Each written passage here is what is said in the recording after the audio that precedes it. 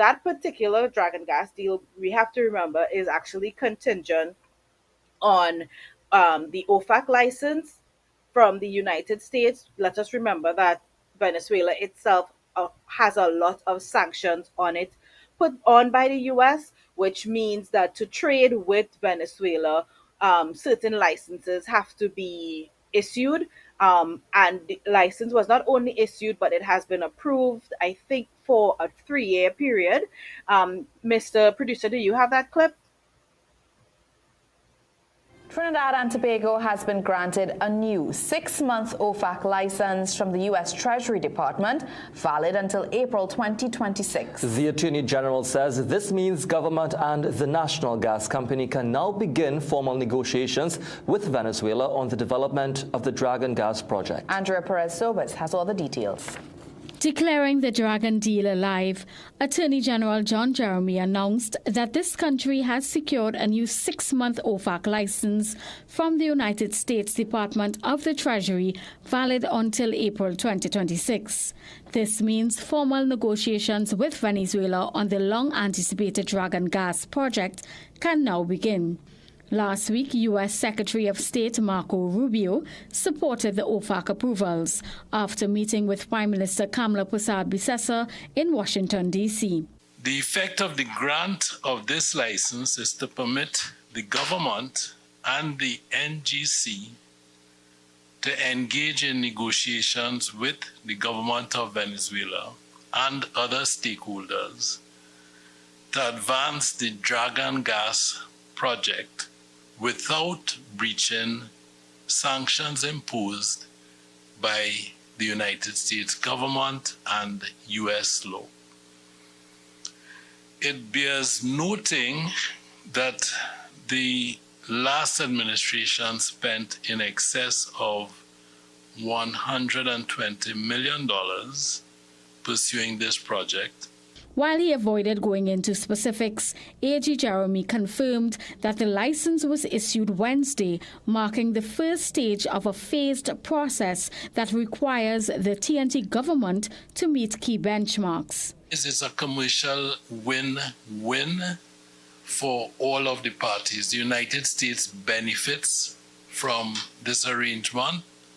There are terms and conditions in the license which ensure that U.S. companies benefit, and there are tiers as to exactly how they should benefit. Trinidad obviously stands to benefit. AmCham TT CEO Nirad Tiwari tells CNC3 that the development is important for TNT's energy sector and wider economy. The OFAC license paves the way for cross-border collaboration on the Dragon Gas project, which will enhance our medium-term and our long-term economic outlook and facilitate TNT's continued capacity to be a leading and reliable hemispheric partner.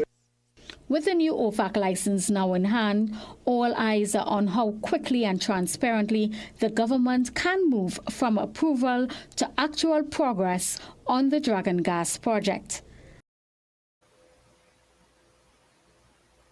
Indeed. Stuart Young spent $120 million trying to get this done.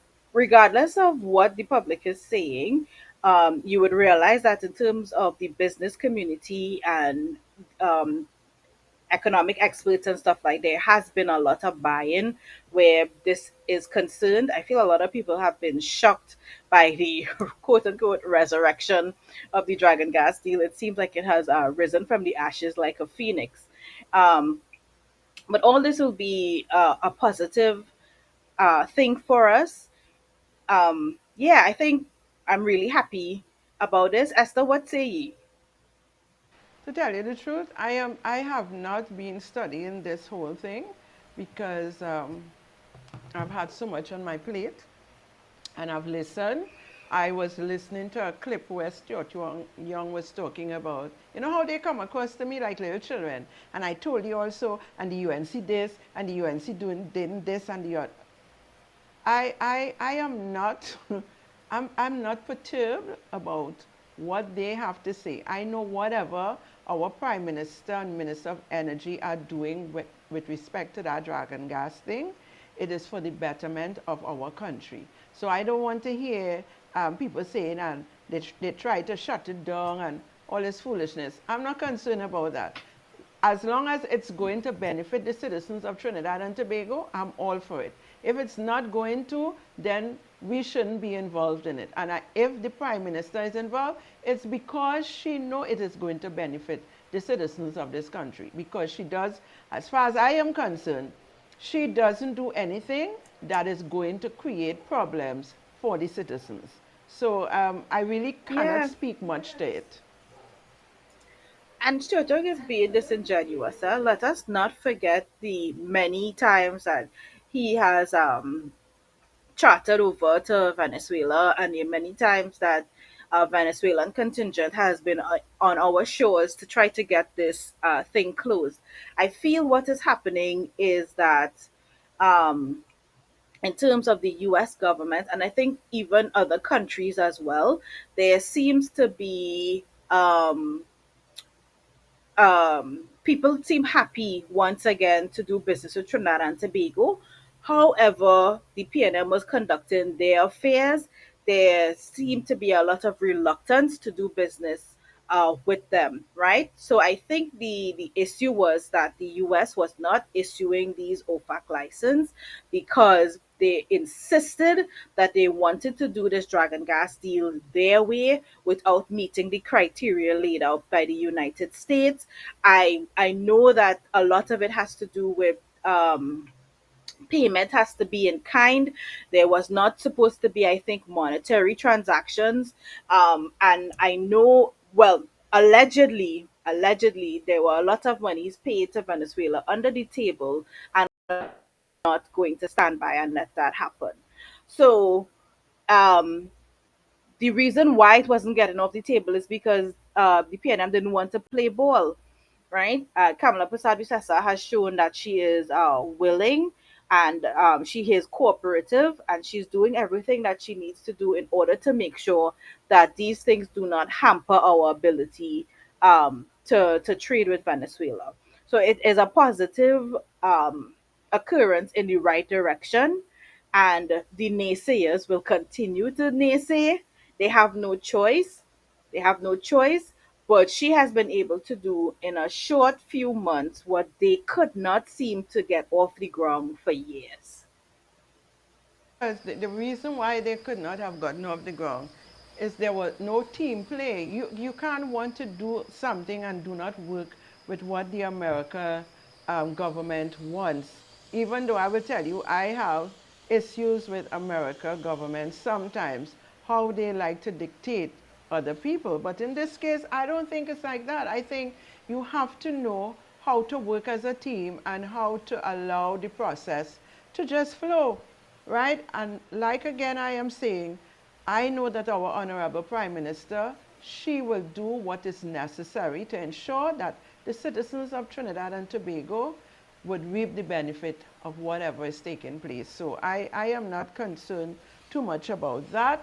What I want is for us to have unity, for us as the party in government, for us to be aware of who we are dealing with. Remember the PNM and email gate. Remember the PNM and many other issues that they will bring up just to discredit our Prime Minister and her team. They're going to do it. So we have to be alert. We have to be intentional about seeking out what they are planning. They don't just sit down. Listen, in my opinion, PNM is like a cult, all right? And people need to understand. They're not, you feel they're just sitting down and letting this government do what they have to do. No, they will do everything in their power to try to come and create problems.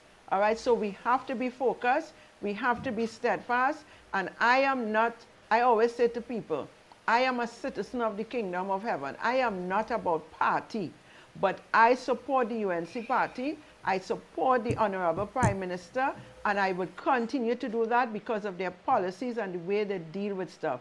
I may not support all of the ministers and some of their actions, but as a human being and in their portfolio, I am standing because I want to see change in this country.